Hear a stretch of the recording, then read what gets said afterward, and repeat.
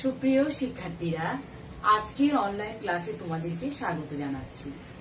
শিক্ষার্থীরা, আশা করছি তোমরা সবাই ভালো আছো। আজকে আমরা অধ্যায় 5টি সম্পন্ন করব। পাঠ 9 থেকে 12 পর্যন্ত আজকে আমরা আলোচনা করব। শুরুতেই পাঠ 9 এবং 10-এ আছে তোমাদের রক্তনালী। এই রক্তনালী কাকে বলে শুরুতে আমরা জানব। যে সকল নালীর মধ্য দিয়ে রক্ত প্রবাহিত হয় সেই নালীগুলোকে বলা হয় রক্তনালী। শিক্ষার্থীরা, আমাদের 3 ধরনের রক্তনালী রয়েছে: ধমনী 1, ধমনী 2 শিরা, এবং 3 হচ্ছে কৈশিক নালী বা কৈশিক জালিকা। শুরুতে আমরা ধমনী সম্পর্কে জানব যে ধমনী কাকে বলে। যে সকল রক্তবাহী নালী হৃৎপিণ্ড থেকে উৎপত্তি লাভ করে দেহের বিভিন্ন অংশে রক্ত সঞ্চালিত করে তাদেরকে বলা হয় ধমনী। তাহলে আমরা জানলাম যে ধমনী হৃৎপিণ্ড থেকে উৎপত্তি লাভ করে।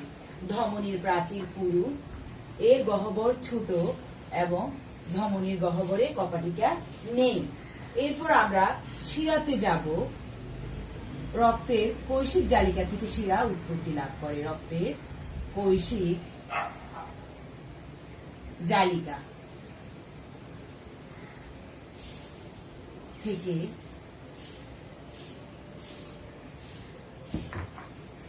উৎপত্তি লাভ করে।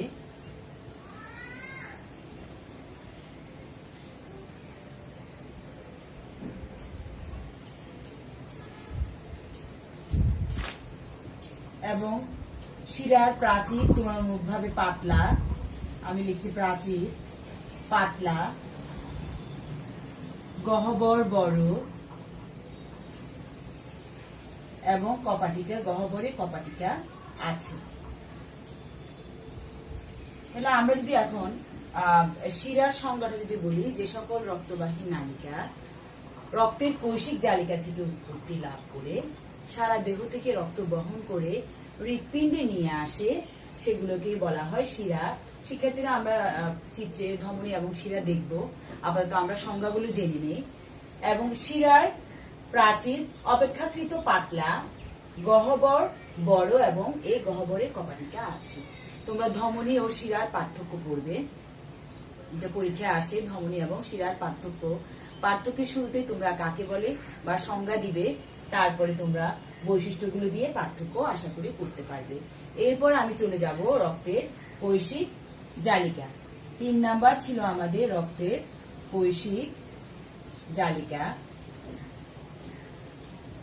এই রক্তের কৈশিক জালিকা হচ্ছে ধমনী ক্রমান্বয়ে শাখা প্রশাখায় বিভক্ত হয়ে যখন অতি সূক্ষ্ম নালিকা সৃষ্টি করে তখন সেগুলোকে বলা হয় রক্তের কৈশিক জালিকা।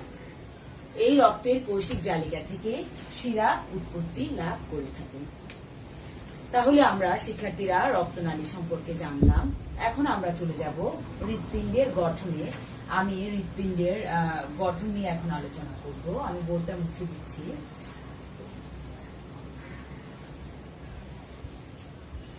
হৃৎপিণ্ডের গঠন।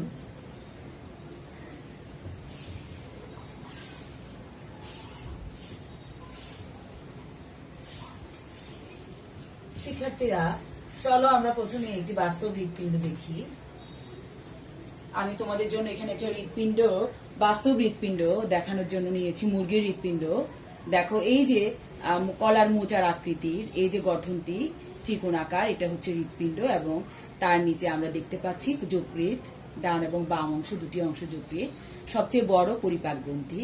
আমরা গত ক্লাসে পরিপাক গ্রন্থি সম্পর্কে জেনেছি। এবং এই হৃৎপিণ্ড, এটা হচ্ছে একটা ত্রিকোণাকার গঠন এবং তোমরা দেখতে পাচ্ছ এটা লাল বর্ণের এবং এর বাইরে পর্দা আছে এবং ভিতরে প্রকোষ্ঠ আছে। আশা করি তোমরা দেখতে পেয়েছো। এটা একটা মুরগির হৃৎপিণ্ড আমি তোমাদের দেখানোর জন্য নিয়েছি। এখন আমরা হৃৎপিণ্ড সম্পর্কে জানবো। প্রথমে আমরা জানি যে হৃৎপিণ্ড আসলে কি। হৃৎপিণ্ড হচ্ছে আমাদের বক্ষ গহ্বরে ত্রিকোণাকার বা মোচাকৃতির একটা পাম্প যন্ত্র বিশেষ, যেটা রক্ত সঞ্চালনে সাহায্য করে থাকে। এটা একটা বিশেষ ধরনের পাম্প যন্ত্র, ক্রমাগত সংকুচিত প্রসারিত হয়ে এটি রক্ত সঞ্চালনে সাহায্য করে। আমরা প্রথমেই জানবো যে হৃৎপিণ্ডের অবস্থান সম্পর্কে। এই হৃৎপিণ্ড আমাদের বক্ষগহ্বরের বাম দিকে দুই ফুসফুসের মাঝখানে অবস্থান করে। তারপরে যদি এটা আমরা আকার সম্পর্কে যদি জানি, তোমরা দেখেছো এখন এই হৃৎপিণ্ডের শেপ বা আকার হচ্ছে মোচাকৃতির বা ত্রিকোণাকৃতির, এবং এই হৃৎপিণ্ডের পর্দা, যে পর্দাটি দিয়ে হৃৎপিণ্ড আবৃত থাকে, দ্বিস্তরী পর্দা, সেটার নাম হচ্ছে পেরিকার্ডিয়াম। পেরিকার্ডিয়াম আকার তোমরা লিখতে পারো মোচাকৃতির, এবং অবস্থান তোমাদের পাঠ্য বইয়ে আছে। বক্ষগহ্বরের বাম দিকে দুই ফুসফুসের মাঝখানে অবস্থান করে। এরপরে আমরা হৃৎপিণ্ডে বিশেষ ধরনের অনৈচ্ছিক পেশি আছে, যেগুলোকে বলা হয় হৃৎপেশি। এই হৃৎপেশির ক্রমাগত সংকোচন প্রসারণের মাধ্যমে হৃৎপিণ্ড রক্ত সঞ্চালন করে থাকে। হৃৎপিণ্ড প্রতি মিনিটে 72 বার সংকুচিত এবং প্রসারিত হয়, এবং হৃৎপিণ্ডের সংকোচন এবং প্রসারণকে একসাথে বলা হয় হৃদস্পন্দন। হৃৎপিণ্ডের সংকোচন এবং প্রসারণকে একসাথে বলা হয় হৃদস্পন্দন। এই হৃৎপিণ্ডে 3টি স্তর রয়েছে। স্তর প্রথমে হচ্ছে পেরিকার্ডিয়াম, এটাকে এপিকার্ডিয়ামও বলা হয়, পেরিকার্ডিয়াম, মায়োকার্ডিয়াম,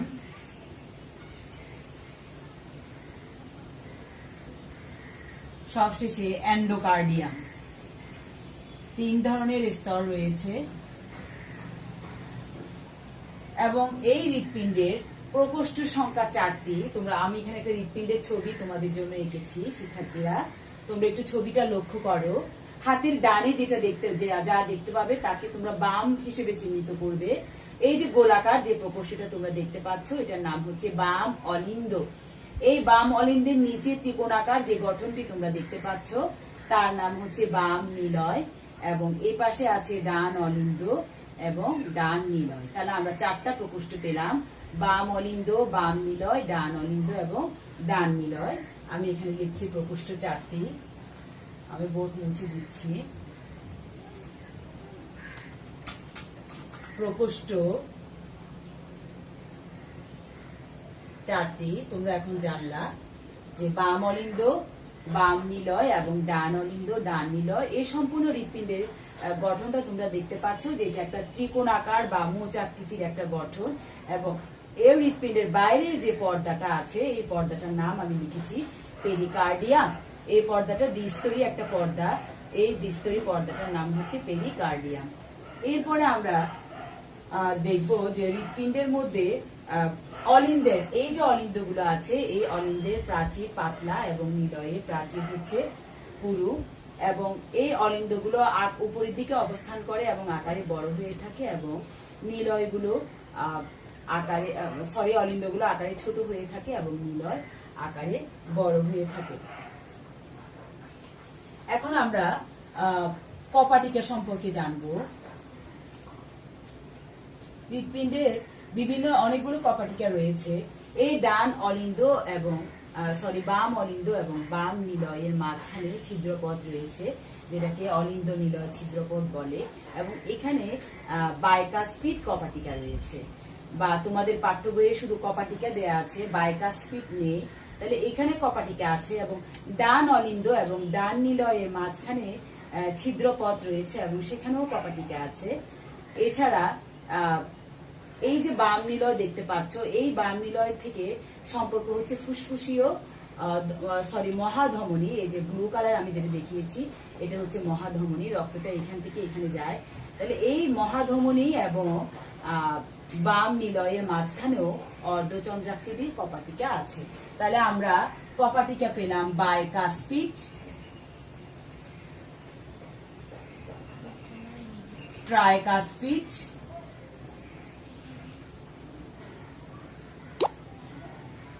অর্ধচন্দ্রাকৃতির। 3 ধরনের আমরা কপাটিকা, উপরের ক্লাসে গেলে তোমরা আরো জানবে, আরো কপাটিকা সম্পর্কে জানবে। এখন আমি চিত্রে তোমাদের কপাটিকা গুলো বোঝানোর চেষ্টা করছি। আমি তো একটা হৃৎপিণ্ডের ছবি আঁকি, আমি একটু ওটা মুছে আঁকছি।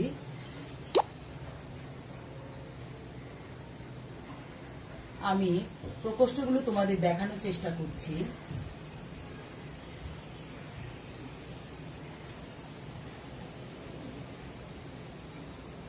আমি একটু খুব বেশি সুন্দর করে আঁকছি না, জাস্ট তোমাদের বোঝার জন্য। সাপোজ ধরো এটা একটা হৃৎপিণ্ড, ত্রিকোণ আকার একটা গঠন। এগুলো হচ্ছে প্রকোষ্ঠ। এটা তোমরা জানো যে বাম অলিন্দ এবং এটা হচ্ছে বাম নিলয়। এবং এখানে যে ছিদ্রপথ আছে, এখানে ছিদ্রপথের মধ্যে কপাটিকা রয়েছে। এই কপাটিকায় হচ্ছে তোমার বাইকাস্পিড কপাটিকা। এই কপাটিকা, শিক্ষার্থীরা আমরা বাইকাস্পিড কপাটিকা সম্পর্কে জেনেছি। ডান অলিন্দ এবং ডান নিলয়ের মাঝখানে আছে ট্রাইকাস্পিড কপাটিকা। এবং তোমাদের বোঝার জন্য আমি লিখেছি, দেখো এই বাম নিলয় থেকে রক্ত দেহে যাচ্ছে এবং কার মাধ্যমে যাচ্ছে? মহাধমনীর মাধ্যমে। এই ডান নিলয়, বাম নিলয় এবং মহাধমনীর মাঝখানে এই যে ছিদ্রপথ, এখানে আছে অর্ধচন্দ্রাকৃতির কপাটিকা। ঠিক একইভাবে ডান নিলয় এবং ফুসফুসীয় ধমনীর মাঝখানের এই জায়গাটাতেও আছে অর্ধচন্দ্রাকৃতির কপাটিকা। তাহলে আমরা 3 ধরনের কপাটিকা পেলাম, বাইকাস্পিড, ট্রাইকাস্পিড এবং অর্ধচন্দ্রাকৃতির কপাটিকা। এই হচ্ছে তোমার কপাটিকা। এবং এখানে তোমরা লক্ষ্য করবে যে এই ডান অলিন্দে 2টি মহাশিরা প্রবেশ করেছে। দেখো, ঊর্ধ্ব মহাশিরা উপরের দিক থেকে রক্তটা নিয়ে আসে এবং নিম্ন মহাশিরা দেহের নিচের অংশ থেকে রক্ত নিয়ে কোথায় চলে আসে? ডান অলিন্দে। এবং তোমরা দেখতে পাচ্ছ বাম অলিন্দে যে শিরা প্রবেশ করেছে ওটা হচ্ছে ফুসফুসীয় শিরা। তোমরা মনে রাখবে অলিন্দগুলোতে শিরা প্রবেশ করে এবং নিলয় থেকে ধমনী বের হয়ে যায়। দেখো এই যে নিলয়, 2টো নিলয় থেকে একটা মহাধমনী আর একটা ফুসফুসীয় ধমনী নির্গত হয়েছে। তাহলে আমরা এই সম্পূর্ণ হৃৎপিণ্ডের গঠনটা যদি আমরা পুনরায় দেখি, যে 4টি প্রকোষ্ঠ রয়েছে। বাম অলিন্দ, বাম নিলয়, ডান অলিন্দ, ডান নিলয়, বাম অলিন্দে আসছে ফুসফুসীয় শিরা এবং ডান অলিন্দে আসছে ঊর্ধ্ব মহাশিরা এবং নিম্ন মহাশিরা। বাম নিলয় থেকে বের হয়ে গেছে মহাধমনী এবং ডান নিলয় থেকে বের হয়ে গেছে ফুসফুসীয় ধমনী। শিক্ষার্থীরা, আমরা এখন দেখব হৃৎপিণ্ডের মাধ্যমে কিভাবে রক্ত সঞ্চালিত হয়। আমি লিখছি, হৃৎপিণ্ডের মাধ্যমে রক্ত সঞ্চালন।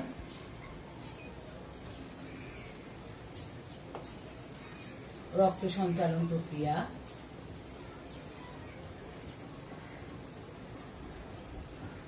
এই রক্ত সঞ্চালন প্রক্রিয়াটা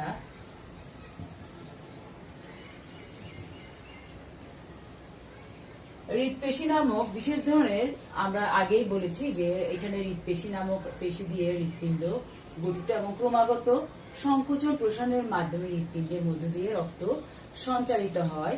হৃৎপিণ্ড যখন সংকুচিত হয় তখন এই ধমনীর মাধ্যমে হৃৎপিণ্ড থেকে রক্ত দেহে চলে যায় এবং ফুসফুসে চলে যায় এবং আবার যখন প্রসারিত হয় তখন শিরার মাধ্যমে রক্ত হৃৎপিণ্ডে প্রবেশ করে।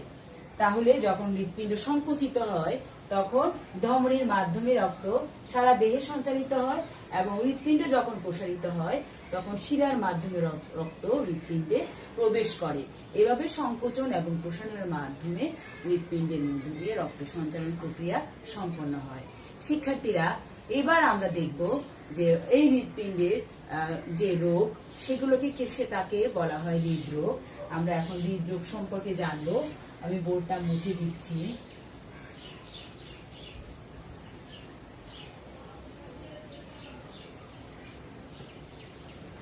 হৃদরোগ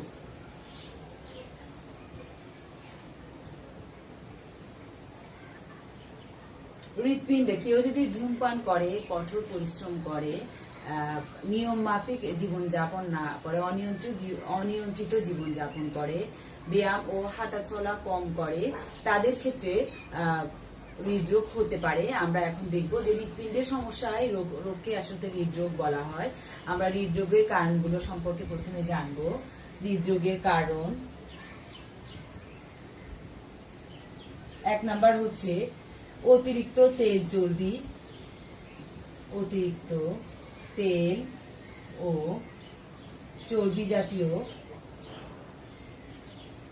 চর্বিযুক্ত খাবার গ্রহণ করা। 2 নাম্বার হচ্ছে সুষম খাদ্য গ্রহণ না করা, সুষম খাদ্য গ্রহণ না করা। 3 ধূমপান করা।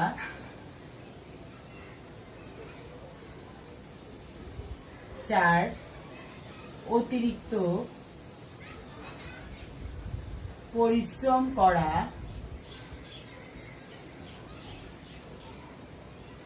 এবং 5 খেলাধুলা, হাঁটা চলা, ব্যায়াম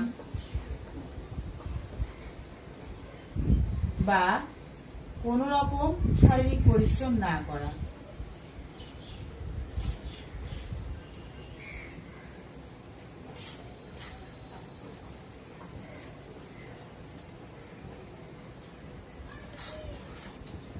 তাহলে আমরা হৃদরোগের কারণগুলো সম্পর্কে জানতে পারলাম যে কেউ যদি অতিরিক্ত তেল ও চর্বিযুক্ত খাবার গ্রহণ করে তার রোগ হতে পারে, হৃদরোগ হতে পারে। সুষম খাদ্য গ্রহণ যদি না করে, ধূমপান যদি করে, অতিরিক্ত পরিশ্রম যদি করে এবং ব্যায়াম, খেলাধুলা এবং হাঁটাচলা যদি না করে। এখন আমরা দেখব যে আমরা কিভাবে হৃদরোগ থেকে রক্ষা পেতে পারি। এই কারণের মধ্যে কিন্তু শিক্ষার্থীরা রক্ষা পাওয়ার উপায়গুলো আছে। তাহলে পরিত্রাণের উপায় বা রক্ষা পাওয়ার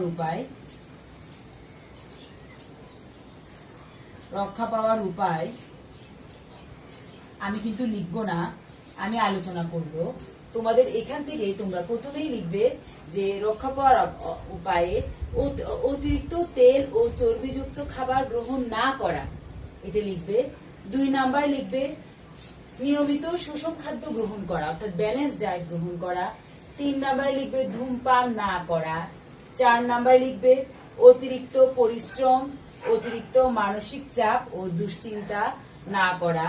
5 নাম্বারে খেলাধুলা, হাঁটাচলা, ব্যায়াম এবং শারীরিক পরিশ্রম করা। তাহলে আমরা 5টা পয়েন্ট পেয়ে গেলাম। এর বাইরে আরো আছে যে তাজা ফলমূল ও শাকসবজি গ্রহণ করা। অতিরিক্ত আরো কিছু পয়েন্ট আছে, আমি সেই অতিরিক্ত পয়েন্টগুলো লিখছি।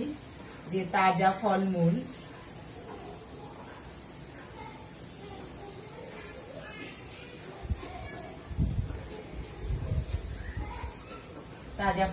ও শাকসবজি গ্রহণ। এবং আরেকটা পয়েন্ট আছে দেহের ওজন বাড়তে না দেয়া, দেহের ওজন বাড়তে না দেয়া। কারণ দেহের ওজন যদি শিক্ষার্থীরা বেড়ে যায়, অতিরিক্ত ওজন হলে হৃৎপিণ্ডের উপর চাপ পড়বে, তার রক্ত সঞ্চালন করতে কষ্ট হবে। তাহলে শিক্ষার্থীরা, আমি আশা করছি আজকের পাঠটি তোমরা বুঝতে পেরেছো। পরবর্তী ক্লাসে নতুন অধ্যায় নিয়ে তোমাদের সামনে হাজির হব। সে পর্যন্ত তোমরা ভালো থাকো। তোমাদের সবাইকে ধন্যবাদ।